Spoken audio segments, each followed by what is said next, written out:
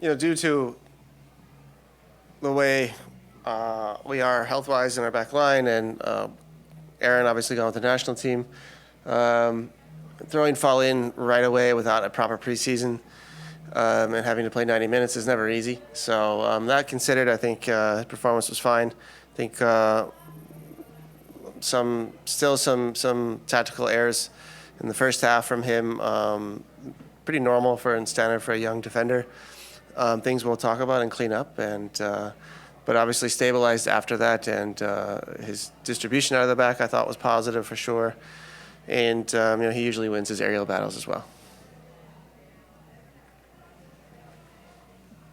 Hey, Steve, of course, always looking on the positive, just like breaking that losing streak, getting a point. I know it's not the way you wanted things to go down, but what's the most frustrating part in that second half, especially when you're just like trying to open it up? Then they got the red card, and still it's like you guys can't seem to find that final touch or that way. Well, I can share with you what I told the guys. It's like you have to be able to win a game 1-0.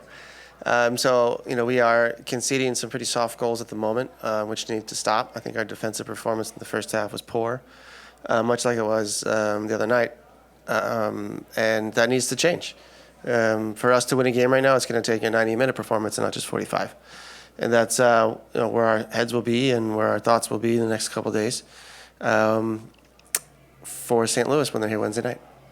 How much of a mental toll that is just having to chase the game every single time? Well, yeah, it's not ideal, surely, but it's also part of it, and this team knows how to come back from games into it is sort of a slippery slope. You have to invest a little more on the offensive end, but make sure you don't concede any counters or anything like that. So I thought we managed the game very, very well after we conceded, and just came up a bit short. I think had some pretty good looks at goal, especially in the second half, and the guys did enough to win, just didn't finish their chances. Steve, on the soft goals, where do you see them? Where are they coming from? Is it personnel issue, tactical failure? Where are you seeing you're giving up these soft goals? All of the above. It's always something different, and that's kind of the problem right now. Normally you would prefer to start the same back four every week. That just hasn't been the case. I'd have to go back and look at the statistics, how often we've been able to do that. I can tell you offhand it's not very often. And so, that's always difficult to find some continuity and to understand each other's movements and habits, which you desperately want and need in a back line. We're fighting that a little bit at the moment. So sometimes it's an individual mistake, sometimes it's a tactical error, sometimes it's a little unlucky, sometimes it's a collective failure. So it's always something, and those somethings need to go away fast. Andy. Thanks, Chris. So, hey, Steve, just two quick ones for me. The first one is how desperately, or maybe that's not the right word, but how much are you looking forward to this Leagues Cup break, if you can't call it a break, to get the team a little bit of time and I guess yourself and the coaches have some breathing room? Sure, yeah, we're looking forward to it. Who doesn't like a few days off? So we're definitely looking forward to it. And yeah, the team needs a break. I think that's pretty clear.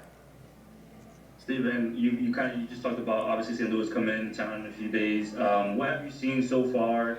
Team exceeding expectations by all standards, expansion top of the West. What have you seen so far from Bradley Carnell and company to be able to have such a great start so far? Well, they have a clear identity and way of playing, and they don't budge and don't move an inch left or right. They stay within their means. It's a hardworking team, a disciplined team. And they find ways to disrupt other teams' play and to catch you on the counter, and they're good on set pieces. So it's a way of playing. We know it's obviously a little page out of Red Bull's book, and Philadelphia as well. It's a style of play that a lot of clubs are turning to because it's, as you can see, maybe at times not the prettiest, but it certainly is effective. And hats off to them for starting the season like they have and continue on in this winning ways and remaining a threat and staying very disciplined within their ways. So I think most clubs who have a clear way of playing and an identity do fairly well in this league and other leagues around the world too. So, of course, after Mahala's departure, now we saw Bogusz start in the middle, Stipe, Denis. Just what did you see from those guys up front?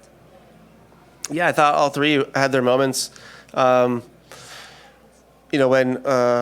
we saw San Jose was playing with three in the back, it's very important that your wingers isolate those center backs in these 1v1 situations. And thought we did a good job of that to create some good moments. Primarily Denis leading up to the penalty, and obviously Matty with Musa also getting a yellow card. I think we needed a few more of those moments in order to capitalize on that. But I think that's the right answer for teams who play with three in the back. We saw it the other week with Vancouver. We didn't do it, and tonight we did it. So, like I said, I think we did enough to win tonight, just having trouble crossing the finish line right now. Do you think they attempted kind of like what Vancouver did with the two strikers?